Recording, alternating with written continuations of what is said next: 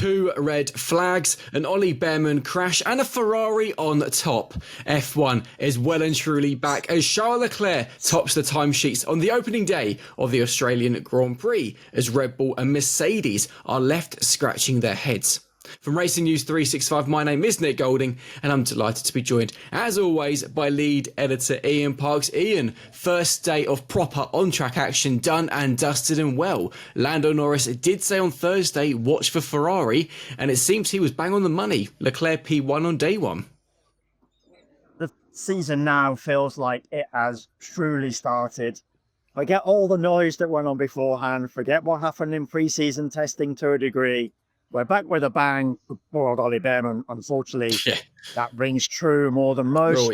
But yes, which we will discuss in a few moments, of course. But yes, 2 practice sessions, beautiful sunny weather, lovely sunny day. Going to be completely irrelevant on Sunday, folks, because we're going to have a wet one on Sunday for the Grand Prix. But again, more of that coming up. But yes, as you can see, a beautiful day behind me. Got the paddock in full swing.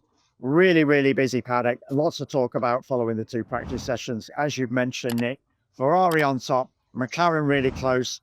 It's nip and tuck. We can't read too much into Friday practice. It is only Friday practice, but at least we've got a slightly more representative idea as to where the teams are now in a pecking order compared to what we were trying to guesstimate when we came out of pre-season testing, of course. As you say, Charles Leclerc quickest, the 2 McLarens very close behind him, and the surprise package of the Racing Bulls being quicker than the Red Bull. More of that to come. Very, very interesting. But of course, let's touch on McLaren because it was Lando Norris who topped first practice in the morning in Australia. But of course, second and third, Piastri second, Norris third in FP2. But it does still feel, though, very much that McLaren are, at least if it's to be dry, we will be qualifying, not for the race, but it does still feel that McLaren are the favourites. Helmut Marko said as such that McLaren are still the quickest, then Ferrari. So despite Leclerc on top, it does still feel that kind of overall, the general consensus is actually, McLaren are on top of the pecking order. Yeah, these 3 days are actually quite extraordinary because we've had really nice, pleasant temperatures, mid-20s, which is what you would ordinarily expect for a Grand Prix weekend day. Tomorrow, Saturday, qualifying, it's going to be 10 degrees hotter. That means the track surface, but obviously, is going to be relatively hotter as well. Today, we had about 40 degrees track temperature, about mid-20s, as I say, air temperature. We're going to look at 35 air temperature tomorrow, somewhere pushing 50 or just above for track temperature. And then, as I say, a complete shift for Sunday with rain. So these 3 days, you couldn't make it up. It's part of that season that we've had so far. Bearing in mind, if you think of all those different red flags that we had in pre-season testing, as you say, another 2 red flags today in first practice, 1 for gravel on the track. Yeah. That was quite a surprise. Jack Doohan took a slight excursion at turn 6, kicked up a bit of gravel, and we had the sweepers coming out, picking it all up for cost 7 minutes. And then, of course, we had Ollie Behrman's crash later on.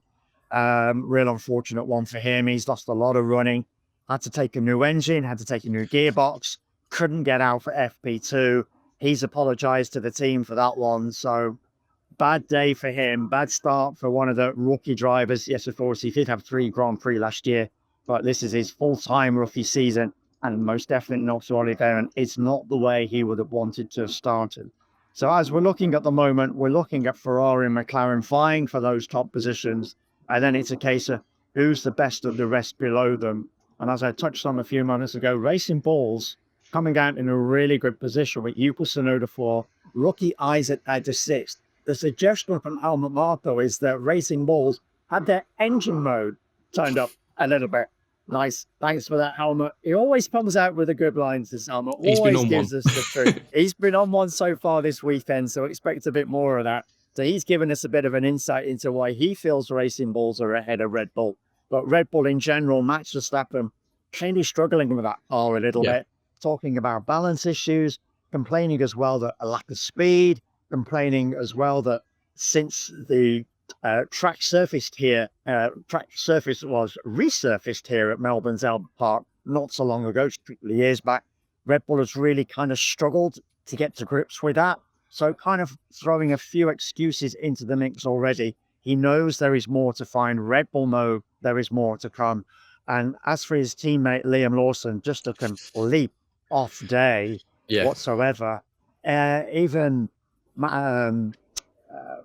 Liam's best soft tyre run was not as fast as Max's best medium tyre run. So it shows that Ouch. Liam has got an awful lot of catching up to do, an awful lot of speed to find within that RB21. So yeah, a little bit of an uncomfortable day for Red Bull, but you've got to feel that they do have more in the can that could potentially project them up that pecking order. But then, of course, who knows what's going to happen in qualifying in relation to the Grand Prix, because Yeah. once that rain comes on Sunday, it's just going to completely turn things on its head and make for a little bit of a lottery of a Grand Prix here. Well, if my memory serves me right, Red Bull have quite a good driver when it's very wet. I wonder who that might be. But actually, it's interesting you mentioned that Liam was so far off Max's pace, because you look at Mercedes, George Russell was P10, Kimi Antonelli P16. And what was really interesting from George is him saying that the car felt all right on the medium and the hard compounds, but felt horrible on the softs. Well, realistically, it's probably only the soft tyres he'll be needing for the rest of the weekend, given that, as you mentioned, Sunday's going to be quite a wet one. This is a typical Friday for Mercedes, Yeah. though, isn't it, Nick, when you think about it? Because if you look at Fridays last season, there was a sense, actually, Mercedes could be in the mix. And then all of a sudden, we got into qualifying. They thought there was time and pace to find, and they couldn't quite extract it from the car. Are we looking at something similar? As George rightly pointed out, if he'd have been judged on his medium tyre time, if he'd have been judged on the hard tyre time, he would have been top 2, 3 comfortably. As soon as they put the softs on, George was P10, I think it was. And as you say, Kimi P10. down there in about P17. So 16. again, 16. But again, we've seen the discrepancy between the lead driver and the rookie in that team. We've seen the discrepancy between the lead driver and the rookie Liam Lawson, 11 Grand Prix to his name. I did say I wasn't going to call him a rookie, but nevertheless, he's not raced here at all. So this is quite a rookie track for him. This was always going to be, of these first few races, the most difficult one for him to get to grips with. And that's what we've seen today. So definitely for Liam, definitely for Kimi, they've got a lot to try and do to catch up to their more senior teammates. And just on this moment, I'll quickly pause to thank Racing News 365 for what is their 10th anniversary this weekend. And as a celebration, we are doing a prize giveaway if you want to win a scale model Formula One car of your favourite team or driver. All you need to do is be subscribed to the Racing News 365 channel and comment below any video. So just do this one. I want to win. That is all you've got to do to enter. Best of luck and, well, happy birthday, RN365. Ian, we've got to quickly mention, though, of course, it's a very interesting weekend. As you touched on, the weather across Friday, Saturday and Sunday is going to be drastically different for each day. And we saw actually in Sao Paulo last year, when it was very wet for the race and for qualifying, how much, well, the qualifying that was cancelled initially, but how difficult it was for the rookie drivers. Well, I mean, we have so many rookies on the grid this year. Sunday's looking like it could be a pretty tough introduction for a few of them. It's going to be a very tough one. And bearing in mind, as you're saying, what happened in Brazil last year, and that was a real ordeal for a number of drivers. You can imagine that Red Bull and Max right now are going to be praying for a degree of rain because, as you pointed out earlier in this video, we all remember what happened in that Sao Paulo Grand Prix when Max Verstappen, from 17th on the grid, produced one of the all-time great drives, of course. Yes, aided by certain events that took place during the Grand Prix, but nevertheless, you can take nothing away from that particular performance. And you've got to think that if it is going to be predominantly wet conditions on Sunday, then that is really going to come to Max's aid, should he be a little down on the grid if Red Bull has been unable to find anything in the can in the RB21 in comparison to Ferrari and McLaren. You've got to think that those two teams, as I mentioned earlier, are going to be the ones to beat in qualifying. And imagine the top 4 places are going to be locked out by the 2 Ferrari drivers, Charles Leclerc and Lewis Hamilton. I'll touch on those 2 guys in a second. And of course, Oscar and Lando. just to go back to Ferrari, we noticed that there was quite a discrepancy in times between Charles and Lewis, 0.6 of a second in FP1. Lewis had then at least made gains in FP2. He was only 0.4 of a second adrift. So if he can continue that progression, it could be quite a tussle between the two of them in qualifying. And then in the McLaren camp, Oscar Piastri just getting the nod ahead of Lando Norris. Not much to separate those two guys. Oscar put in a late soft tyre run within the window normally allocated for soft tyre running in FP2, and he just managed to get ahead of his teammate. But I got a feeling that it's going to be nip and tuck between those four.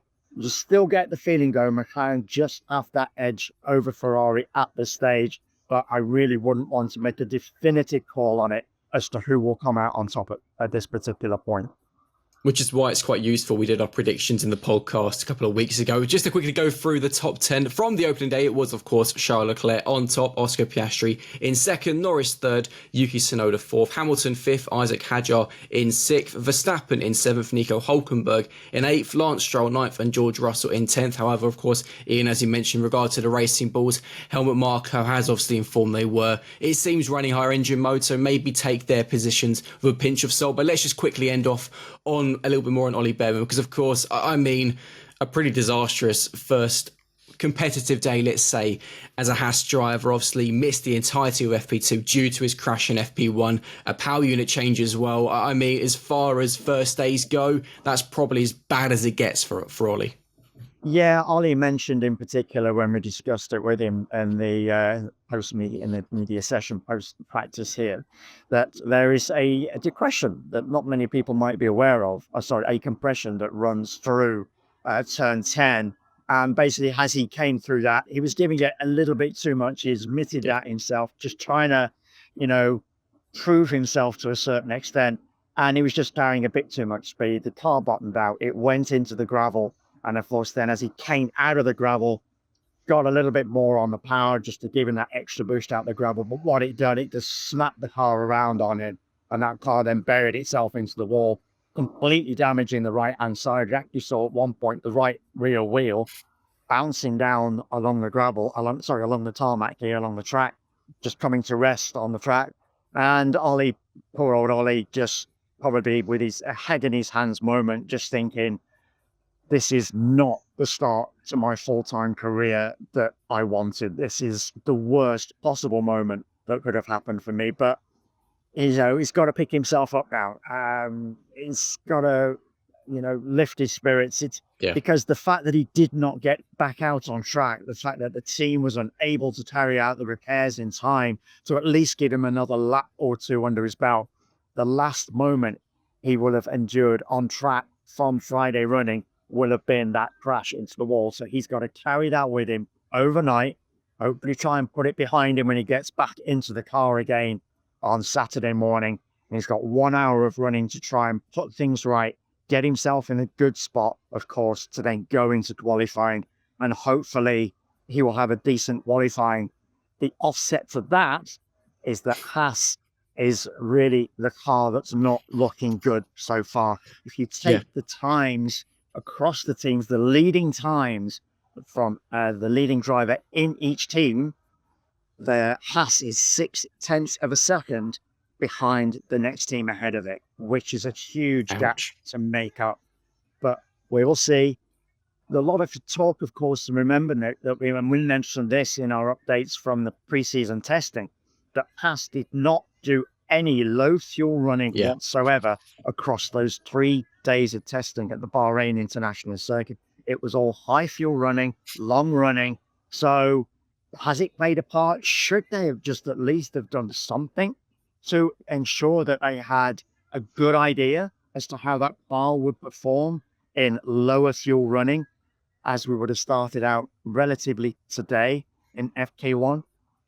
It only they will know that, of course, but it certainly seems to have bitten Ollie Bman quite hard today, that the fact that, as I say, they didn't really get a read of the car in no fuel circumstances. So you got to hope, as I say, he's going to lift himself up, raise his spirits, get back in that car tomorrow and produce the goods.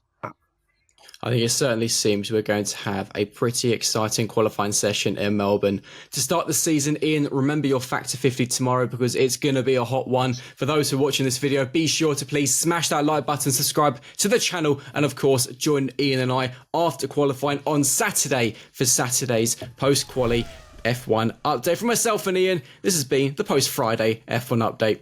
See you later. Oh, and a lovely Melbourne, folks. Take care as always.